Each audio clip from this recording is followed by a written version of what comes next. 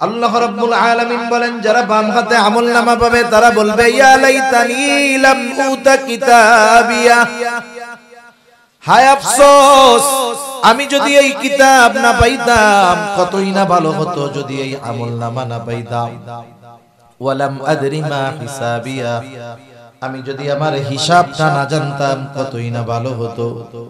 ইয়া লাইতাহা কানাতিল কাদিয়া, ওই যে প্রথমবার যে দুনিয়ার থেকে মরছিলাম ওই মরণটাই যদি আমাকে চূড়ান্ত ভাবে নিঃশেষ করে দিত কতই না ভালো হতো।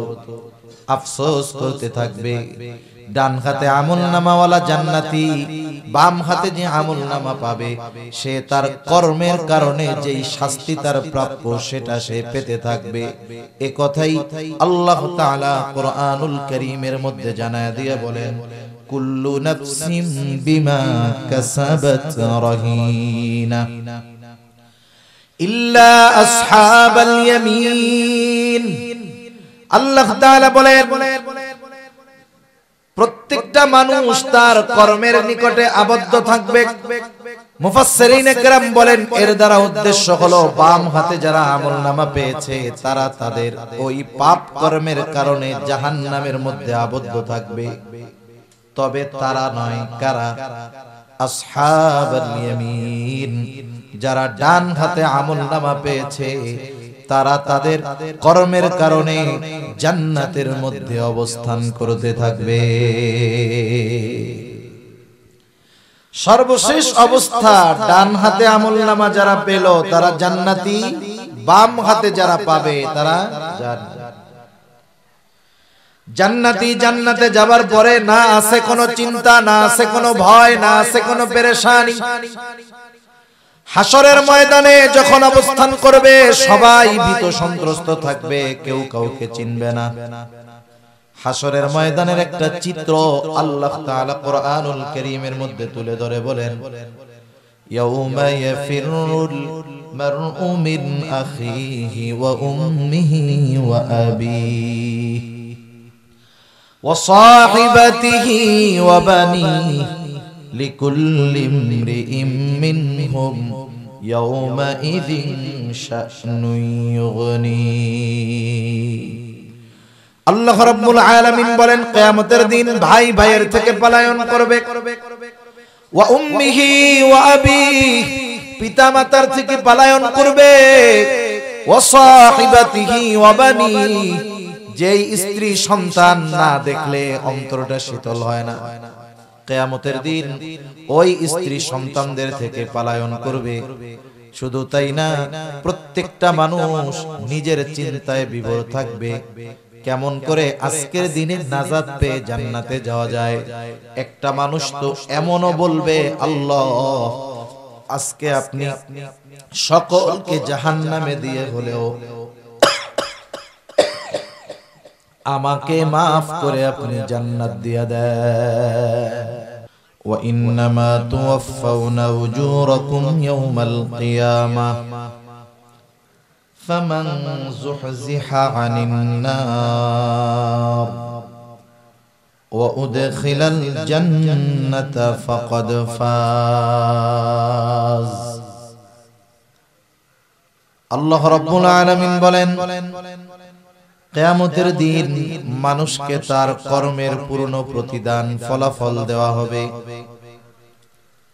অর্থাৎ কিয়ামতের দিন মানুষকে তার দুনিয়ার কর্মের পূর্ণ প্রতিদান দেওয়া হবে। দুনিয়াতে কেউ যদি নেকের কাজ করে, ভালো কাজ করে, ওই ভালো কাজের পূর্ণ প্রতিদান তাকে দুনিয়ায় দেওয়া হয় না। অনুরূপভাবে দুনিয়াতে কেউ যদি মন্দ কাজ করে, অপরাধ করে, গুনাহ করে, পাপ করে, তার ওই পাপের পূর্ণ প্রতিদান এটাও দুনিয়ায় দেওয়া হয় না। তাহলে দুনিয়ায় একটা মানুষ ভালো কাজ করুক আর পাপের কাজ করুক, তার ওই পূর্ণ প্রতিদান তথা তার দুনিয়ার কর্মের পূর্ণ প্রতিদান আল্লাহ তাআলা কিয়ামতের দিন দিবে। এজন্য দুনিয়াতে অনেক সময় আমরা দেখি একজন বড় পাপী মানুষ, সে দুনিয়ায় খুব ভালো আছে, টাকা পয়সা আছে, ধন দৌলত আছে, এর দ্বারা এটা মনে করার সুযোগ নাই যে আল্লাহ তাআলা তাকে তার পাপের শাস্তি দিবেন না। আবার দুনিয়াতে একজন নেককার মানুষ অভাবে আছে, কষ্টে আছে, এটাও মনে করার সুযোগ নাই যে আল্লাহ তাআলা মনে হয় তাকে তার ভালো কাজের প্রতিদান দিল না, বরং আল্লাহ রব্বুল আলামিন উভয়ের পূর্ণ প্রতিদান দিবেন কিয়ামতের দিন। আল্লাহ তাআলা বলেন, ওই দিন যাকে আগুন থেকে বাঁচানো হবে তথা জাহান্নাম থেকে বাঁচানো হবে, ফাকাদ ফাজ, সে সফল হয়ে যাবে। জাহান্নাম থেকে বাঁচায়া জান্নাতে যাকে প্রবেশ করানো হবে, আল্লাহ তাআলা বলেন ফাকাদ ফাজ, ওই লোকটাই আসলে সফল হয়ে যাবে। তাহলে সফলতা বিফলতা এটা নাজাতের উপরে নির্ভর করছে। তবে আল্লাহ রাব্বুল আলামিন সকলকে পূর্ণ প্রতিদান দিবেন, সাথে সাথে সকলের পূর্ণ কর্মের খবরও আল্লাহ তাআলা জানায় দিবেন। কিয়ামতের দিন কয়েকটা সময় মানুষ সবচাইতে বেশি ভীত এবং চিন্তিত থাকবে। এর মধ্যে একটা সময় হলো যখন মানুষকে তার আমলনামা দেওয়ার সংবাদ জানানো হবে। গোটা হাসরবাসী নিস্তব্ধ, পিনপতন নীরবতা। সবাই চিন্তা করবে আজকে আমলনামা কোন হাতে আসে, কারণ ডান হাতে যদি আমলনামা আসে সে তো সফল, বাম হাতে যদি আমলনামা আসে তাহলে সে তো ব্যর্থ। চিন্তায় থাকবে সবাই। আল্লাহ রাব্বুল আলামিন কিয়ামতের দিন আমলনামাগুলো ছেড়ে দিবেন। দুনিয়ায় যে যেমন কর্ম করেছে সব ফাইল আকারে আল্লাহ তাআলা সংরক্ষণের ব্যবস্থা করে রাখছেন। আমলনামাগুলো ছেড়ে দেওয়া হবে, যার আমলনামা তার কাছেই পৌঁছায়া যাবে। একদল আমলনামা পাবে ডান হাতে, আর একদল পাবে বাম হাতে। বাম হাতে যারা, ডান হাতে যারা আমলনামা পাবে তারা চূড়ান্ত পর্যায়ের আনন্দিত হবে, কারণ তারা সুনিশ্চিত যে আমাদেরকে অনন্তকাল জাহান্নামে থাকা লাগবে না। ডান হাতে আমলনামা পাওয়ার দ্বারা এই বিষয়টাই নিশ্চিত হবে যে অনন্তকাল জাহান্নামে থাকা লাগবে না। আল্লাহ চাইলে মাফ করে সরাসরি জান্নাতেও দিয়ে দিতে পারে, যদি শাস্তি দেনও তবে অনন্তকাল জাহান্নামে থাকা লাগবে না। তারা ডান হাতে আমলনামা পায়া কেমন খুশি হবে। সমাজের মধ্যে দেখবেন যখন কোন ছাত্র পরীক্ষা দেয়, কারো ব্যাপারে আশা করা হয় গোল্ডেন এ প্লাস, সেও আশা করে আমি গোল্ডেন এ প্লাস পাবো, সে এর নিচে আশা করে না। কিন্তু কিছু কিছু ছাত্র আছে গোল্ডেন এ প্লাস বহুদূর, ও চিন্তা করে পাশ করলেই হয়। একজন চিন্তা করে গোল্ডেন এ প্লাস পাওয়ার আশা, আর একজন চিন্তা করে ফেল না হইলেই। সবাই চিন্তিত যে ও তো ফেল যাবে, আর সবাই আশা করে ও গোল্ডেন এ প্লাস পাবে। এখন যারে নিয়ে সবাই আশা করছে গোল্ডেন এ প্লাস পাবে, বলেন তো ও যদি এ গ্রেডও পায় ওর খারাপ লাগে কি লাগে না?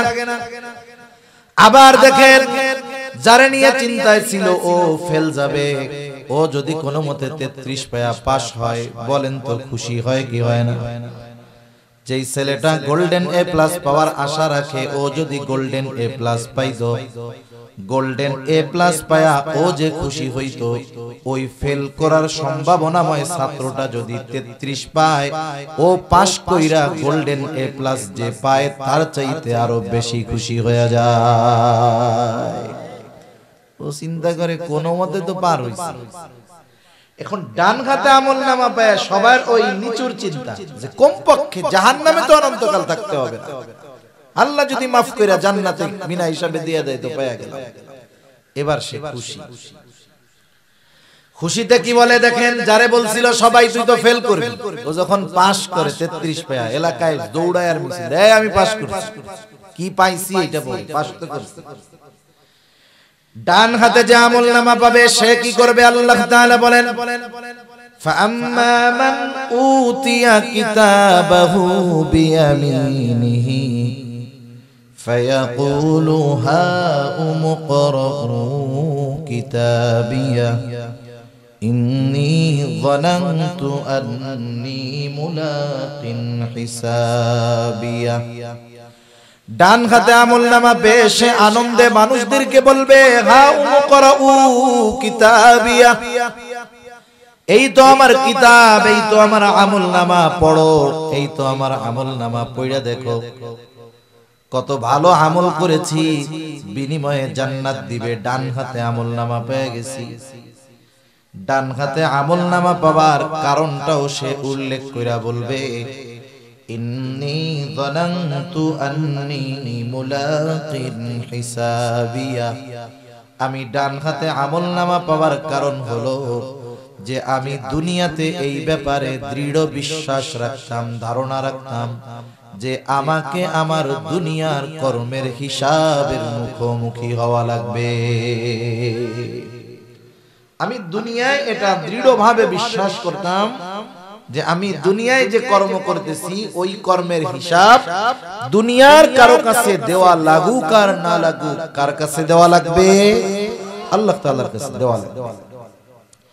এই জবাবদিহিতার চিন্তা যার মধ্যে আছে, এই জবাবদিহিতার ভয় যার মধ্যে আছে, তাকে দুনিয়ার কোনো ভয়ভীতি দেখানো লাগে না। শুধু এই চিন্তাটাই তাকে স্বর্ণের মানুষে পরিণত করে তুলতে পারে। সুবহানাল্লাহ। এই চিন্তাই তাকে গুনাহমুক্ত জীবন অতিবাহিত করার জন্য সাহায্য করতে পারে। এছাড়া দুনিয়ার আইন, শাস্তির ভয়, এগুলো মানুষকে সাময়িকভাবে অপরাধ থেকে বিরত রাখলেও পরিপূর্ণভাবে পাপাচার থেকে মানুষকে বাঁচাতে পারে না। আরেক দল আমলনামা পাবে বাম হাতে, তাদের অবস্থা কি হবে? আল্লাহ তাআলা জানায় দেন, বাম হাতে যাকে আমলনামা দেওয়া হবে সামনাসামনি দেওয়া হবে না, আমলনামাটা দেওয়া হবে বুক চিরে, বাম হাতটাকে পেছনে নেওয়া হবে। এইবার বাম হাতের মধ্যে যখন আমলনামা দেওয়া হবে, এই পেছন দিকে হাত নিয়ে আল্লাহ রাব্বুল আলামিন জানায় দেন তাদের অবস্থা কেমন হবে, তারা কি বলবে। আল্লাহ বলেন, ওয়া আম্মা মান উতিয়া কিতাবাহু বিশিমালি ফায়াকুলু ইয়া লাইতানি লাম উতা কিতাবিয়া ওয়া লাম আদরি মা হিসাবিয়া ইয়া লাইতাহা কানাতিল কাদিয়া। আল্লাহ রাব্বুল আলামিন বলেন, যারা বাম হাতে আমলনামা পাবে তারা বলবে, ইয়া লাইতানি লাম উতা কিতাবিয়া, হায় আফসোস, আমি যদি এই কিতাব না পাইতাম কতই না ভালো হতো, যদি এই আমলনামা না পাইতাম। ওয়া লাম আদরি মা হিসাবিয়া, আমি যদি আমার হিসাবটা না জানতাম কতই না ভালো হতো। ইয়া লাইতাহা কানাতিল কাদিয়া, ওই যে প্রথমবার যে দুনিয়ার থেকে মরছিলাম, ওই মরণটাই যদি আমাকে চূড়ান্ত ভাবে নিঃশেষ করে দিত কতই না ভালো হতো। আফসোস করতে থাকবে। ডান হাতে আমলনামাওয়ালা জান্নাতি, বাম হাতে যে আমলনামা পাবে সে তার কর্মের কারণে যেই শাস্তি তার প্রাপ্য সেটা সে পেতে থাকবে। এ কথাই আল্লাহ তাআলা কুরআনুল কারীমের মধ্যে জানায় দিয়ে বলেন, কুল্লু নাফসিন বিমা কাসাবাত রাহিনা ইল্লা আসহাবাল ইয়ামিন। আল্লাহ তাআলা বলেন, প্রত্যেকটা মানুষ তার কর্মের নিকটে আবদ্ধ থাকবে। মুফাসসিরিনে কেরাম বলেন, এর দ্বারা উদ্দেশ্য হলো বাম হাতে যারা আমলনামা পেয়েছে তারা তাদের ওই পাপ কর্মের কারণে জাহান্নামের মধ্যে আবদ্ধ থাকবে। তবে তারা নয়, কারা? আসহাবুল ইয়ামিন, যারা ডান হাতে আমলনামা পেয়েছে তারা তাদের কর্মের কারণে জান্নাতের মধ্যে অবস্থান করতে থাকবে। সর্বশেষ অবস্থা, ডান হাতে আমলনামা যারা পেল তারা জান্নাতি, বাম হাতে যারা পাবে তারা জান্নাতি। জান্নাতে যাবার পরে না আছে কোনো চিন্তা, না আছে কোনো ভয়, না আছে কোনো পেরেশানি। হাসরের ময়দানে যখন অবস্থান করবে সবাই ভীত সন্ত্রস্ত থাকবে, কেউ কাউকে চিনবে না। হাসরের ময়দানের একটা চিত্র আল্লাহ তাআলা কুরআনুল কারীমের মধ্যে তুলে ধরে বলেন, ইয়াউমা ইয়াফিরুল মারউ মিন আখিহি ওয়া উম্মিহি ওয়া আবিহি ওয়া সাহিবাতিহি ওয়া বানিহি লিকুল্লি ইমরিইম মিনহুম ইয়াউমাইযিন শা'নুন ইউগনি। আল্লাহ রাব্বুল আলামিন বলেন কিয়ামতের দিন ভাই ভাইয়ের থেকে পলায়ন করবে, ওয়া উম্মিহি ওয়া আবিহি পিতা মাতার থেকে পলায়ন করবে, ওয়া সাহিবাতিহি ওয়া বানিহি যেই স্ত্রী সন্তান না দেখলে অন্তরটা শীতল হয় না, কিয়ামতের দিন ওই স্ত্রী সন্তানদের থেকে পলায়ন করবে। শুধু তাই না, প্রত্যেকটা মানুষ নিজের চিন্তায় বিভোর থাকবে, কেমন করে আজকের দিনে নাজাত পেয়ে জান্নাতে যাওয়া যায়। একটা মানুষ তো এমনও বলবে, আল্লাহ আজকে আপনি সকলকে জাহান্নামে দিয়ে হলেও আমাকে মাফ করে আপনি জান্নাত দিয়ে দেন। বলবে সকলকে আপনি জাহান্নামে দিয়ে হলেও আমাকে আজকে আপনি জান্নাতে দিয়ে দেন। এমন কঠিন এক পরিস্থিতি হবে। পরিস্থিতি যাই হোক, বলেন তো জান্নাতে যাওয়ার পরে জান্নাতীর আর কোনো টেনশন চিন্তা আছে নাকি? হাসরের ময়দানে সে কাউকে চিনবে না, কিন্তু জান্নাতে যাওয়ার পরে কাউকে ভুলবে না, সবার কথা মনে পড়বে।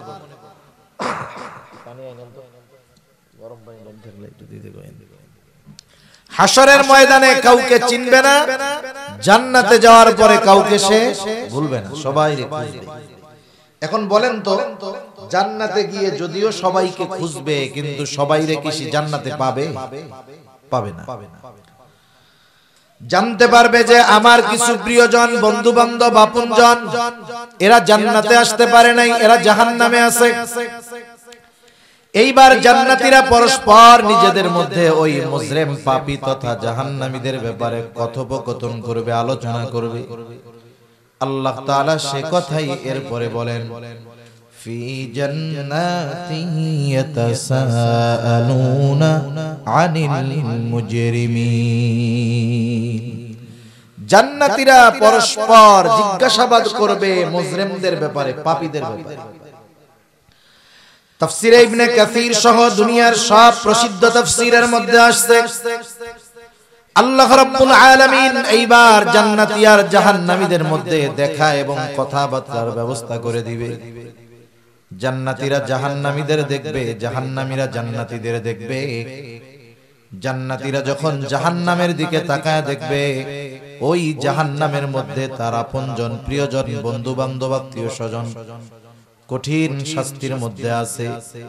এই দৃশ্যটা দেখবার পর জান্নাতি আল্লাহর দরবারে কৃতজ্ঞতার মাত্রা বাড়ায় দিয়ে বলবে, আল্লাহ দুনিয়ায় তো আমিও এদের সাথে থাকতাম, একই স্কুলে পড়তাম, একই কলেজে পড়তাম, একই বাজারে ব্যবসা করতাম, একসাথেই মাঠে খেলাধুলা করতাম। আল্লাহ আপনি যদি আমার প্রতি দয়া না করতেন, আজকে হয়তো আমাকে ওদের সাথে জাহান্নামের মধ্যে থাকা লাগতো। আল্লাহ তাআলার কাছে কৃতজ্ঞতার মাত্রা বাড়ায়া দিবে। এইবার আল্লাহ তাআলা জাহান্নামীদেরকেও জান্নাতীদের দেখার ব্যবস্থা করে দিবে। জাহান্নামীরা যখন জান্নাতের মধ্যে তাকায় দেখবে, আমার বন্ধু বান্ধব, আত্মীয় স্বজন, কাছের মানুষ জান্নাতের নাজ নেয়ামত ভোগ করতেছে। এই দৃশ্যটা দেখবার পর এমনিই তো জাহান্নামের শাস্তি, কঠোর আযাব, যন্ত্রণা, এই দৃশ্যটা দেখবার পর তার যন্ত্রণার মাত্রাটা আরো বেশি অনুভব হবে। কারণ সে চিন্তা করবে, আহারে এই মানুষগুলোর সাথেই তো দুনিয়ায় চলতাম, এই মানুষগুলোই তো আমার প্রতিবেশী ছিল, কাছের মানুষ ছিল।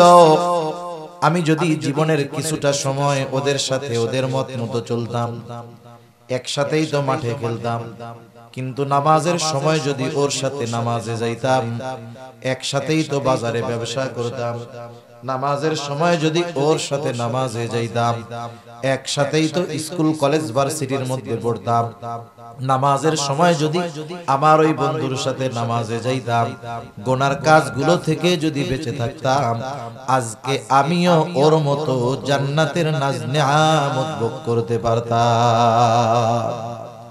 অনেক সময় দেখা যায় এই রকম হয় যে দুই বন্ধু একই সাথে পড়ালেখা করছে স্কুল কলেজে, কিন্তু দুইজনের ফলাফল তো সেম না। একজন ছাত্র ভালো ছিল কিন্তু অলসতা বা দুষ্টমির কারণে লেখাপড়া করে নাই, বাদ দিছে। আরেকজন ছাত্র ভালো ছিল না, মেহনত করছে, এখন বড় অফিসার। সে ভ্যান চালায়, আমি কোনো পেশাকে ছোট করতেছি না, বোঝানোর জন্য বলতেছি।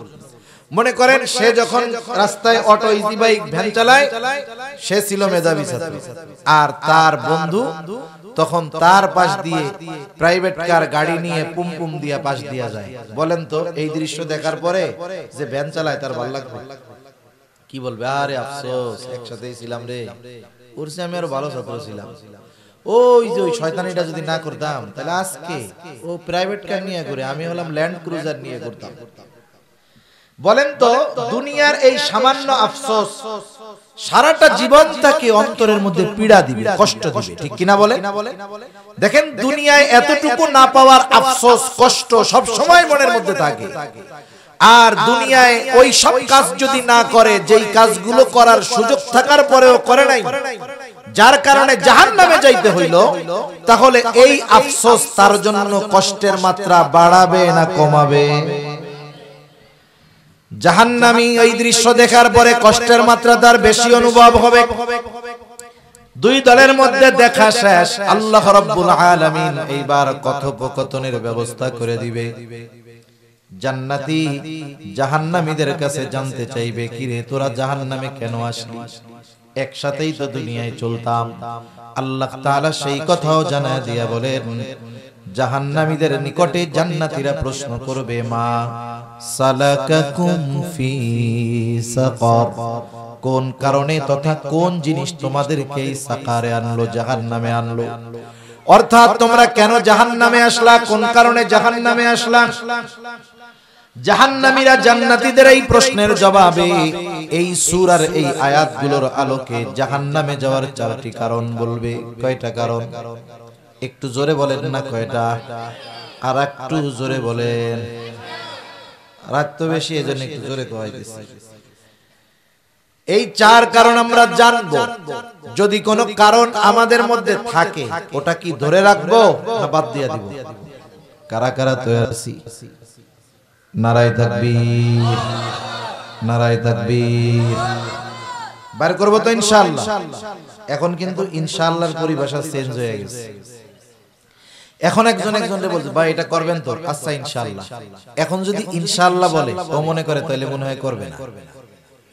কারণ ইনশাআল্লাহরে আমরা না করার বস্তু বানাই নিছি। একটা কাজ করব না, বলবো না বা যাব না, ইনশাআল্লাহ যাব না।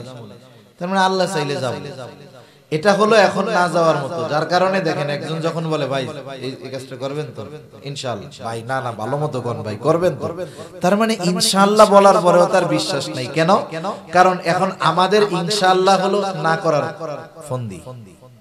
যদি না করে, আল্লাহ চাই নাই তাই করি নাই। খাঁটি ইনশাআল্লাহ বলতে হবে, একেবারে অন্তর থেকে যে করব ইনশাআল্লাহ, বের করব। জাহান্নামীরা জাহান্নামে যাওয়ার এক নাম্বার কারণ বলবে, ক্বালু লাম নাকু মিনাল মুসাল্লিন। এক নাম্বার কারণ বলবে, আমরা মুসল্লি ছিলাম না, মুসল্লি ছিলাম না। মুসল্লি কাকে বলে? সপ্তাহে একদিন মসজিদে হাজিরা দিলে সে মুসল্লি না। শহরের মধ্যে দেখা যায় বেশি 10 তলা মসজিদ, 7 তলা 8 তলা মসজিদ, প্রতি ফ্লোরে 20টা কইরা কাতার, এক এক কাতারে 100 জন কইরা মানুষ ধরে। তার মানে মসজিদের মধ্যেই 1000 মানুষের উপরের চাইতে ধরে। অথচ জুমার দিন 10 তলা মসজিদ ফিলাপ হইয়া আরো রাস্তায় যে মানুষ দাঁড়ায়, ওই রকম 2 মসজিদের লোক। যেই মহল্লায়, যেই এলাকায় জুমার দিন এত মুসল্লির নামাজির ঢেউ, ওই মসজিদেই ওই জুমার দিন পরে রক্ত আসরের নামাজে নিচের কাতার গুলাও ভরে না, নিচের 10 কাতারের 5 কাতারও ভরে না। তার মানে বোঝা গেল যারা নামাজ পড়ে এরা হলো কেউ সাপ্তাহিক মুসল্লি, আবার কেউ আছে বাৎসরিক মুসল্লি, আবার কেউ আছে সারা জীবনে একবারও নামাজ পড়বে না, একটা নামাজে অংশগ্রহণ করে, তা হলো ওইটা ওর নিজের জানাজার নামাজ। ওইটা তো আর না যাইয়া উপায় নাই। আমার মনে হয় ও যদি কথা কইতে পারতো, ও কইতো যে আমার আর দরকার নাই, সরাসরি কবরে দিয়ে জানাজা লাগবে না। এইরকম আল্লাহর বান্দা সমাজে আছে। সেজন্য সাপ্তাহিক নামাজি যারা, এরা মুসল্লি না। মুসল্লি হলো যে সে নামাজ বাদ দেয় না, 5 ওয়াক্ত নামাজ যথাযথভাবে আদায় করে। মুসল্লি হলো সে দুনিয়ার যেখানেই থাকুক না কেন, যত ব্যস্ততা তার থাকুক না কেন, সে নামাজ বাদ দেয় না। মুসল্লি হলো এমন মানুষ যার অন্তরের মধ্যে সব সময় মসজিদের চিন্তা থাকে। খাঁটি মুসল্লির অন্যতম একটি গুণ হলো তার অন্তর সর্বদা মসজিদের সাথে লাগানো থাকে। নবীজি এক হাদিসের মধ্যে বলেন, 7 শ্রেণীর মানুষ আরশের ছায়ায় স্থান পাবে। সূর্যটা সেই দিন একেবারে নিকটে চলে আসবে। 9,30,00,000 মাইল দূরে সূর্য।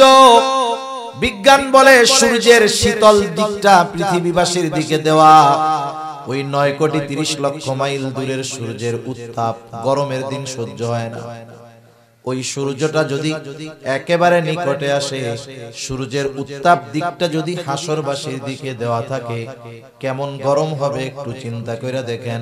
নবীজি বলেন, হাসরের ময়দানে আরশের ছায়া ছাড়া কোথাও ছায়া থাকবে না। নবীজি বলেন 3 শ্রেণীর মানুষ, 7 শ্রেণীর মানুষ সেখানে স্থান পাবে। এই 7 শ্রেণীর মানুষের মধ্যে এক শ্রেণীর মানুষ হলো, নবীজি বলেন, রাজুলুন কলবুহু মুআল্লাকুম ফিল মাসাজিদ।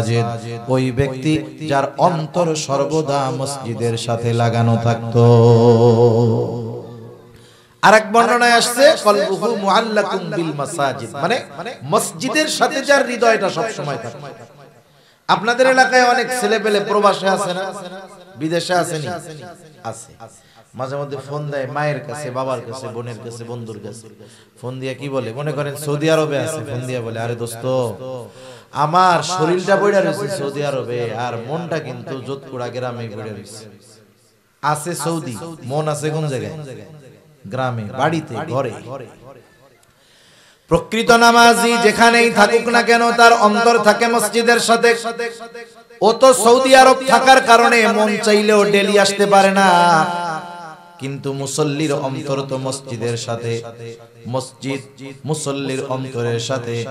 এই জন্যই যখন মুয়াজ্জিন আহ্বান করে, মুসল্লি যে কাজে ব্যস্ত থাক না কেন, দৌড় দিয়া মসজিদের কাছে হাজির হয়ে যায়। তাহলে প্রকৃত মুসল্লি আরশের ছায়ায় স্থান পাবে। সেই জন্য জাহান্নামীরা হলো মুসল্লি নয়, আমরা মুসল্লি হব। মুসল্লি হলে শুধু যে আখিরাতের লাভ তা নয়, মুসল্লি হলে দুনিয়ার লাভ আছে না নাই? অনেক লাভ আছে। একটা লাভ শুনাই, যার মধ্যে সব লাভ অন্তর্ভুক্ত হয়ে যায়। দেখেন, আমাদের দেশে যারা নামাজ পড়ে না, নামাজ না পড়ার কিছু কারণ আছে। নামাজ না পড়ার কারণগুলোর মধ্যে অন্যতম এক কারণ হলো তার কাজকর্ম। কাজকর্মের জন্য নামাজ পড়তে পারে না। দোকানদাররা জিজ্ঞাসা করবেন, বেনামাজি দোকানদার কি বলে? বলে আমার দোকানের ব্যস্ততায় নামাজ পড়ার টাইম পাই না। ভ্যানওয়ালা নামাজ পড়ে না কেন? কয় ভ্যান চালাই এই জান যায়, কিস্তির টাকা শুধাইতে পারি না, নামাজ পড়বো কোন সময়? কৃষক যে সে কৃষি কাজ করে, সে ব্যস্ততার ঠেলায় নামাজ পড়তে পারে না। কয় জমি নিড়াই এই তো মাজার ভেতর যায় না, নামাজ পড়বো কোন সময়? এক কথায় তুমি ভোকাল কমাও, আওয়াজটা টনটন করো, রিভার্ব দাও, ইকো কমাও, আওয়াজটা টনটন হবে। ঘোরাও কেন? শুরুতে তো ভালোই ছিল। তাহলে মানুষ নামাজ না পড়ার কারণ হলো কি? যে তার কর্ম। কি বলেন? কর্ম। হালকা রিভার্ব, রিভার্ব দাও। তার কর্ম, কর্মের কারণে সে নামাজ পড়ার টাইম পায় না। এখন বলেন তো, মানুষ কি কর্ম শখে করে না রিজিকের জন্য করে? একটু জোরে বলেন। নাকি কাজকর্ম ফাউ ফাউ আপনারা কইরা দেন? চাকরি বাকরি কেউ ফাউ ফাউ করে না, ব্যবসা বাণিজ্য কেউ ফ্রি ফ্রি করবে না। মানুষ তার কর্ম করে জীবন উপকরণ রিজিকের জন্য। রিজিক শব্দের বাংলা অর্থ হলো জীবন উপকরণ, তার মানে জীবন পরিচালনার জন্য যা কিছু প্রয়োজন সব কিছু রিজক। টাকা পয়সা রিজক, একজন নেককার সন্তান রিজক, একটা নেককার বিবি রিজক, সুস্থতা রিজক। এক কথায় মানুষ রিজিকের জন্য, উপার্জন করার জন্য সে কাজকর্ম করে। বুঝে থাকলে একটু জবাব দিবেন, বলেন তো যেই রিজিক উপার্জনের জন্য ব্যস্ত থাকার কারণে নামাজ পড়তে পারে না, সেই রিজিকের মালিক কে? আরো জোরে বলেন কে? এখন বলেন তো রিজিকের মালিক যদি রিজিক পাওয়ার পদ্ধতি বইলা দেয়, ওই পদ্ধতি বাদ দিয়া যদি আমরা শুধু কাজকর্মের মধ্যে রিজিক তালাশ করি, হয়তো পাওয়া যাবে কিছু ঠিক, কিন্তু বরকতময় রিজিক পাওয়া যাবে না। সেই জন্য রিজিকের মালিক, রিজিক পাওয়ার পদ্ধতি আমাদের জানায় দিয়া বলেন, বান্দা ওয়া'মুর আহলাকা বিস-সালাতি ওয়াসতাবির আলাইহা লা নাসআলুকা রিজকা। রিজিকের মালিক বলে, বান্দা তুমি তোমার অধীনস্থ যারা আছে, ঘরের মানুষ যারা আছে, তাদেরকে নামাজের আদেশ করো, তুমিও তার উপরে অটল থাকো। তার মানে ঘরের মানুষগুলারেও মুসল্লি বানাও, তুমি নিজেও মুসল্লি হয়ে যাও, তাইলে লাভ কি? আল্লাহ তাআলা বলে, বান্দা লা নাসআলুকা রিজকা, আমি আল্লাহ তোমার কাছে রিজিক চাই না, বরং তুমি নামাজি, তোমার ঘরের মানুষগুলো যদি নামাজি হয়ে যায়, নাহনু নারযুকুকা, নামাজি হওয়ার কারণে আমি আল্লাহ তোমাকে রিজিক দিয়া দিব। আর একটু আস্তে কন। তাহলে মুসল্লি হইলে রিজিকের জিম্মাদারি কার? মনে রাখবেন, পরিমাণের উপরে বরকত নির্ভর করে না। এ সমাজে অনেক মানুষ আছে লাখ টাকা উপার্জন করার পরেও মাস শেষে পকেটে টাকা থাকে না। আবার অনেক আল্লাহর বান্দা আছে উপার্জন কম, এরপরেও ওর মধ্যে আল্লাহ তাআলা বরকত দেয়। যেমন দেখেন মসজিদের ইমাম, মাদ্রাসার হুজুর, বাস্তবতা হলো তাদের পরিশ্রম অনুযায়ী তাদের ওজিফা, তাদের সম্মানী অতি অতি কম, ঠিক না? আবার দেখেন কমও দেয়, আবার থাকে বাকি। যদি বেতন বাড়াইতে বলে কমিটি কয়, হুজুর আপনাদের ইনকামে বরকত আছে, বলে না এরকম? এই বরকতের এই দোহাই দিয়ে পাবলিকরে ঠকানো যাবে না। ইমাম সাহেব, মাদ্রাসার শিক্ষক, মুয়াজ্জিন, এদেরকে এই দোহাই দিয়ে কি ঠকানো যাবে না। তবে যতটুকু দেওয়া হয় এটা বর্তমান জামানায় অতি কম, এরপরেও এদের চলে। কেমনে চলে, কেন চলে? কারণ একজন ইমামের ঘরে আপনি বেনামাজি পাবেন না, মাদ্রাসার শিক্ষকের ঘরে আপনি বেনামাজি পাবেন না। ইমাম নিজেও মুসল্লি, ইমামের ঘরের 3 বছরের ল্যাংটা পোলাটাও মুসল্লি, ঠিক কিনা বলেন? ওনার ওয়াইফ, স্ত্রী মুসল্লি, নামাজি, মেয়েটা নামাজি, বাবা নামাজি, মা নামাজি। এই যে ছোট্ট ছোট্ট বাচ্চাগুলো ইমাম সাহেবের ঘরে এই যে আল্লাহর সেজদা দেয়, এই সেজদাগুলো বৃথা যাইতে পারে না। আল্লাহ তাআলা এই মুসল্লি হওয়ার কারণে, নিজে মুসল্লি, ঘরের মানুষগুলো মুসল্লি হওয়ার কারণে উপার্জন অল্প হওয়ার পরেও ওই উপার্জনের মধ্যে আল্লাহ বরকত ঢেলে দেয়। আবার কত মানুষ আছে লাখ টাকা উপার্জন করে মাসে, কিন্তু মাস শেষে বরকত নাই, খালি কয় নাই আর নাই। অনেক সময় আমাদের দেশের প্রবাসী ভাইয়েরা মাঝে মধ্যে হোয়াটসঅ্যাপের মধ্যে মেসেজ দেয়, মাঝে মধ্যে ফোন দেয়, বলে হুজুর একটু দোয়া কইরেন, ওয়াজ টোয়াজ শুনি, একটু দোয়া কইরেন। কি হইছে, কিসের দোয়া? বলে হুজুর এত উপার্জন করি কিন্তু বরকত নাই, লক্ষ টাকা উপার্জন করি, টাকা মাসের শেষে থাকে না। আমি এবার মাঝে মধ্যে জিজ্ঞাসা করি কি ব্যাপার, বদ অভ্যাস টভ্যাস আছে নাকি? তার মানে জুয়া টুয়া খেলো নাকি, ক্যাসিনোতে আবার যাও নাকি, আবার নেশা পানি করার অভ্যাস আছে নাকি? বলে না হুজুর, ওগুলো তো বহুদূর, কোনো জায়গায় যাই না, অফিসে যাই, ডিউটি করি, রান্না বান্না করি, খাই, নামাজ কালাম পড়ি, কিছুর মধ্যে নাই, এরপরেও কেন বরকত হয় না? তখন জিজ্ঞাসা করি, বরকত হয় না তুমি নিজে নামাজি বুঝলাম, কিন্তু তোমার ঘরের মানুষের অবস্থাটা কি? মার্কেট করে আনবে, এত করে বুঝাই যে সাবধান, মরতে হবে, একটু পর্দা করো, কিন্তু সে পর্দা করে না। আমার ভাইয়ের সামনেও যায়, তার চাচাতো মামাতো খালাতো সবার সামনে যায়, নামাজ কালামের খবর নাই। বলে হুজুর নিজে তো হইতেছে খারাপ, আমার মাইয়াডারেও খারাপ বানায় ফেলতেছে। আমি তখন বলি ভাই তুমি তো ছিদ্র কলসে পানি ঢালতেছ, কিয়ামত পর্যন্ত যদি হায়াত পাও ঢালতে থাকবা, কিন্তু পানি কলসে দাঁড়াবে না।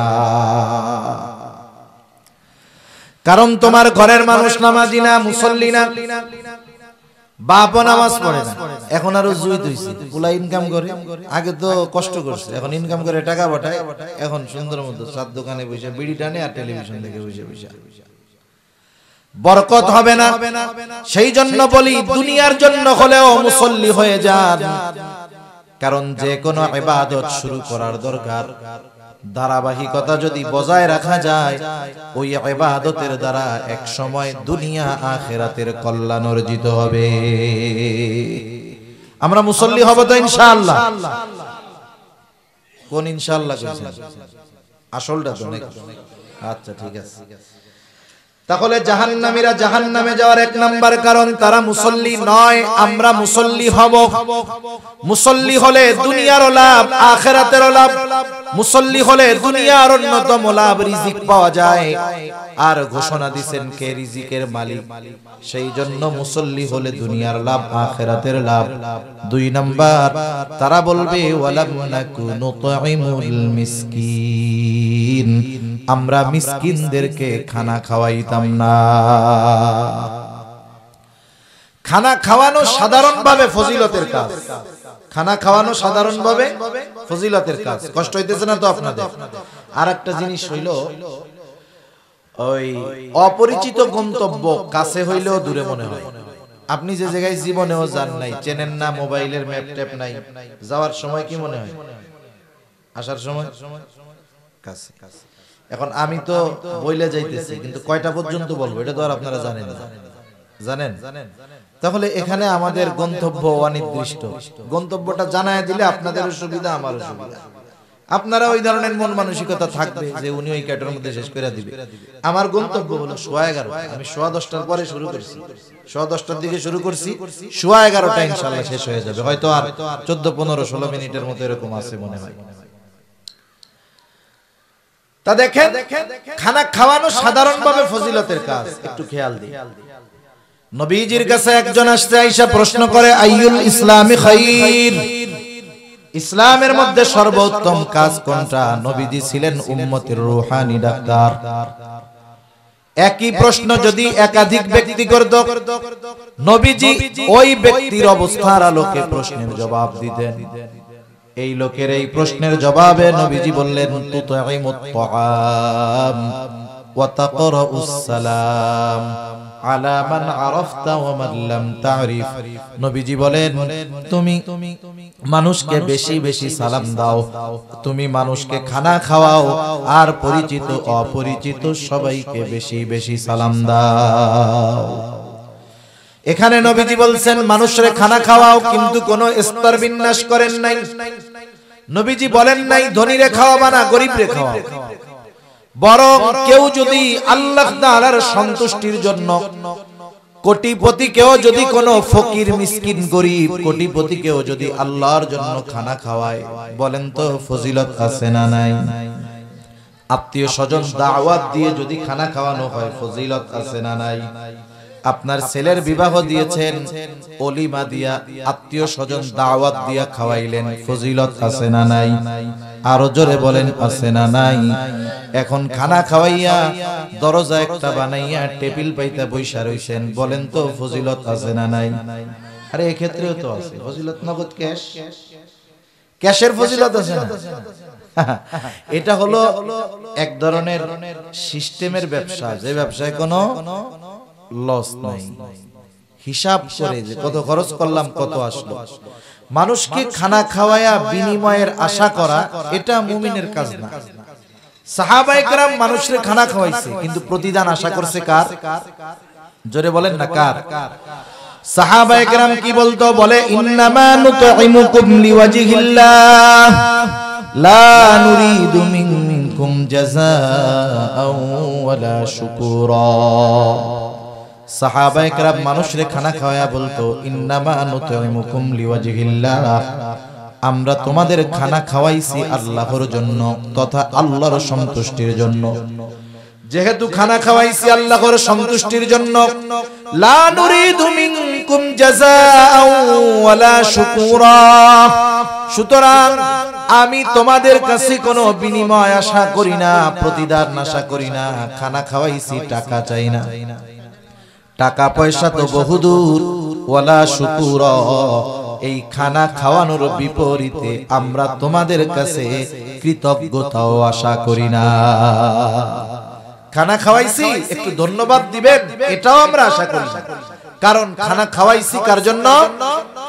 প্রতিদান দিবেন কে? আল্লাহ। সাহাবায়ে কেরাম এরকম ছিল। এজন্য আমরা যারাই খানা খাওয়াই, ধনী হোক, গরীব হোক, অসহায় হোক, পরিচিত হোক, আত্মীয় হোক, অনাত্মীয় হোক, কার জন্য খাওয়াবো? জোরে বলেন, কার জন্য? টাকা পয়সার জন্য না। এইভাবে খানা খাওয়াইলে ফজিলত আছে। তাহলে খানা খাওয়ানো সাধারণভাবে ফজিলতের কাজ। এখন এই খানাটা কেউ যদি কোনো দরিদ্র অসহায়কে খাওয়ায়, বলেন তো ফজিলত কম না বেশি? নিঃসন্দেহে বেশি। আবার দেখেন, উচিত হলো দরিদ্রকে দান করে অসহায়কে খাওয়ায়া দোয়া না চাওয়া। আমরা অনেক সময় 10 টাকা দান করে কই দোয়া করেন।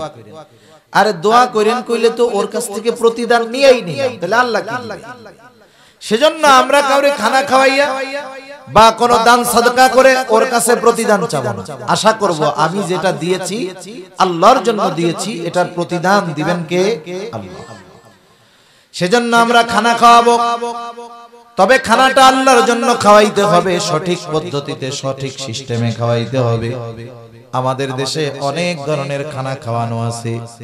অনেকে আবার একথা বললে সেইটা যায়, বলে হুজুররা মানুষ একটু খানা খাওয়াইতো, সেটাও বন্ধ করে দিল। এখন বলেন তো, খানা খাওয়ানো যদি সমাজে ভালো মতো চলে, হুজুরদের লাভ না লস? লাভ তো, দুনিয়ার লাভ না। এরপরেও বন্ধ করায় কেন? বলে কেন? নিষেধ করে কেন? কারণ ওই খানাটা খাওয়ানোর পদ্ধতি ঠিক নেই। আরে মিয়া, বাপ অসুস্থ হয়ে ঘরে পড়ে আছে 5 বছর, চিকিৎসা করায় না।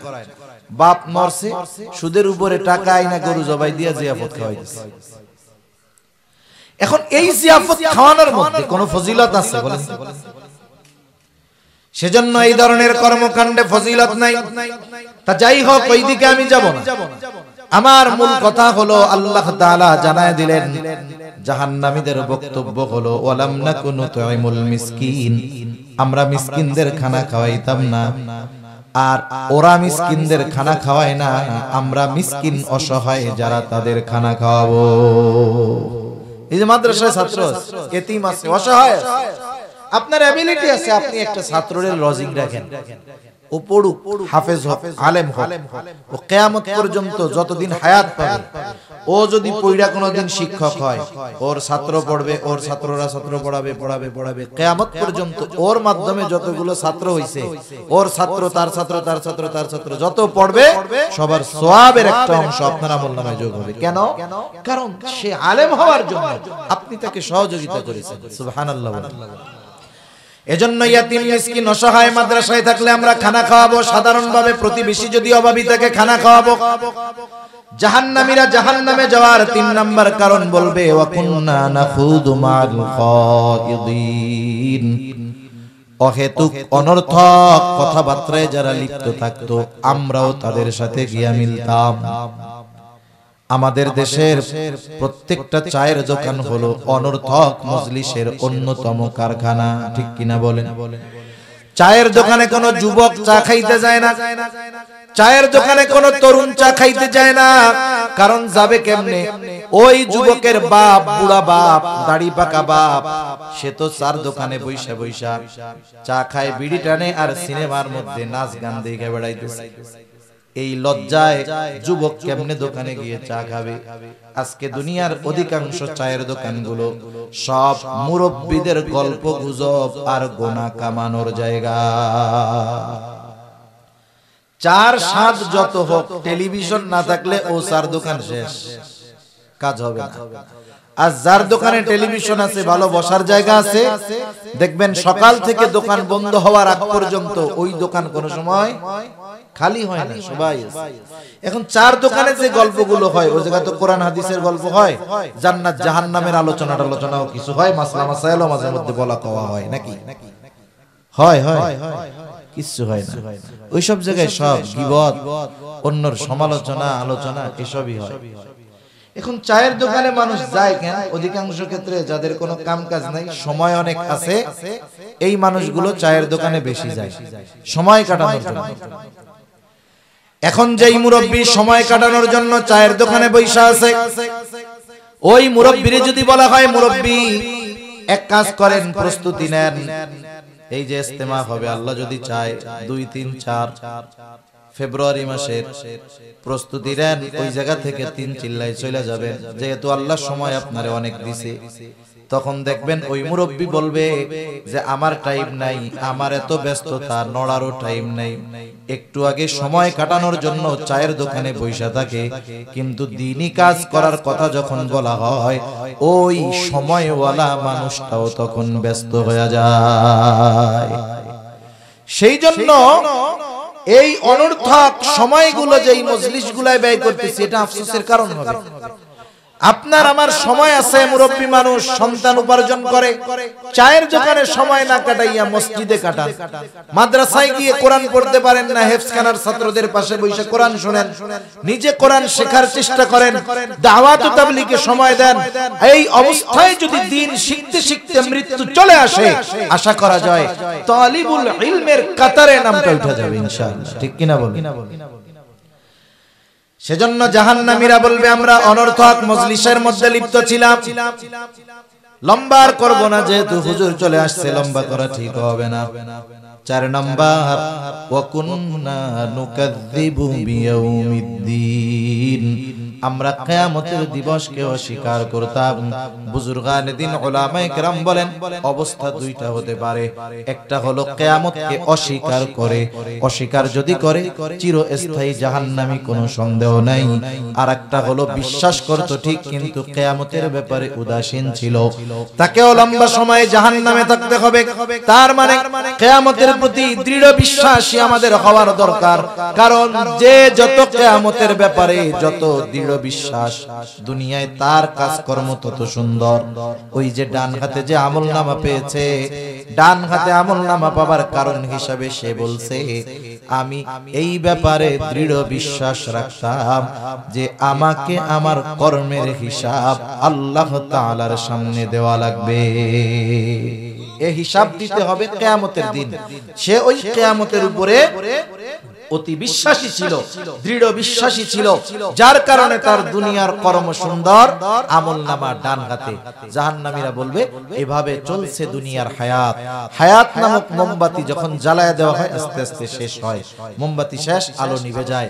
হায়াত নামক মোমবাতি মায়ের পেটে থাকতেই জ্বালায় দেওয়া হয়েছে, এখন শুধু কমতেছে, কোন সময় শেষ হবে আমরা জানি না। ওরা বলবে এভাবে চলছে দুনিয়া, হাত্তা আতানাল ইয়াকিন, এক সময় দৃঢ় সত্যের আগমন ঘটল, মৃত্যু চলে আসলো, আমাদের মৃত্যু হয়ে গেল, ঠিকানা হলো জাহান্নাম। আর আল্লাহ তাআলা বলেন ফামা তানফাউহুম শাফাআতুশ শাফিঈন, তাদের ব্যাপারে কোন সুপারিশকারীর সুপারিশ গ্রহণ করা হবে। দেখেন এত সুস্পষ্ট ভাবে আল্লাহ তাআলা জানায় দিবেন সবকিছু। এরপরেও যদি আমরা আমাদের পরিশুদ্ধ না করি, জাহান্নামীদের কর্মগুলো বাদ না দেই, জান্নাতি হওয়ার যেই কর্মগুলো করার দরকার সেগুলো যদি না করি, তাহলে আমাদের মতো হতভাগা আর কেউ নাই, ঠিক কিনা বলেন? তাহলে আজকে আমরা যেটা জানলাম এই সূরার আয়াতগুলোর আলোকে, জাহান্নামীরা কয় কারণে জাহান্নামে যাবে, একটু জোরে বলেন কয় কারণ? 1 নাম্বার, তারা মুসল্লি ছিল না, আমরা মুসল্লি হব। তারা মিসকিনদের খানা খাওয়াইতো না, আমরা খাওয়াবো। তারা অনর্থক মজলিসে সময় ব্যয় করত, আমরা দ্বীনি কাজে সময় ব্যয় করব। তারা কিয়ামতের ব্যাপারে অবিশ্বাসী ছিল, আর আমরা কিয়ামতের ব্যাপারে দৃঢ় বিশ্বাসী হব ইনশাআল্লাহ। আল্লাহ সুবহানাহু ওয়া তাআলা আমাদের সবাইকে কথাগুলো বুঝবার, আমল করবার তৌফিক দান করুন। সকলে বলি আমিন। একটু জবান খুলে বলি আমিন। ওয়া আখিরু দাওয়ানা আনিল হামদুলিল্লাহি রাব্বিল আলামিন।